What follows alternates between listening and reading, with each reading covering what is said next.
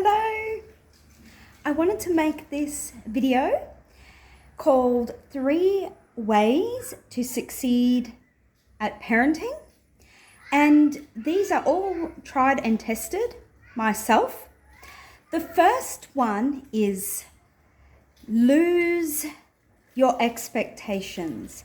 So coming into parenting, we tend to have a load of expectations that were actually placed on us as children by our own parents.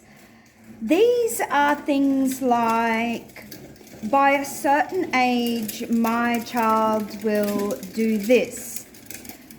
At a certain time, my child must do that. These things happen according to what outside authority has told us needs to happen. But there is no one size fits all. Expectations are generally lumped together and applied to children as a whole, not the individual child.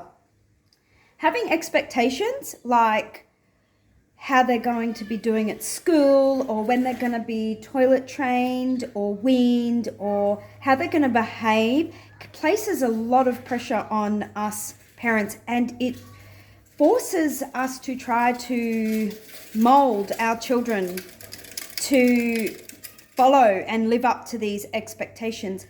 And children tend to have a different idea. They tend to be tapped into their own internal guidance, and they don't live with expectations. They live in the present moment. Expectations are learned, and they are living in a future that has not yet happened. And this can cause a lot of conflict and pain and suffering in relationship to our children. The second thing is know nothing.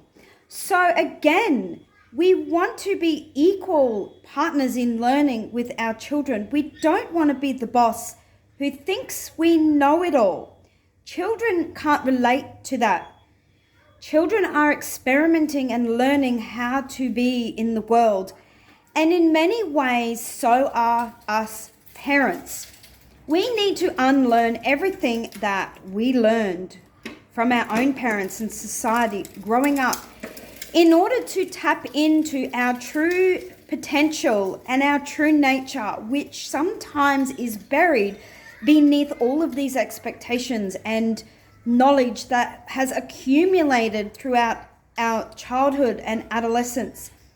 When we come into parenting thinking that we know what's right for our children, or for parenting or childhood, we come up against resistance with our children.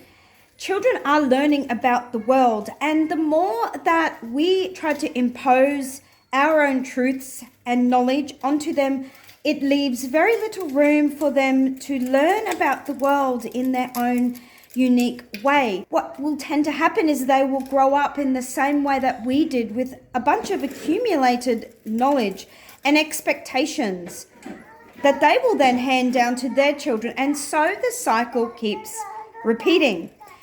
If we can learn to unlearn our old habits and beliefs and everything that we believe is true, we discover new truths about ourselves and our children and the world in general, and we become open to new possibilities and perspectives. And this leaves room for our children to connect to us on a deeper level. The third thing is understand your inner child.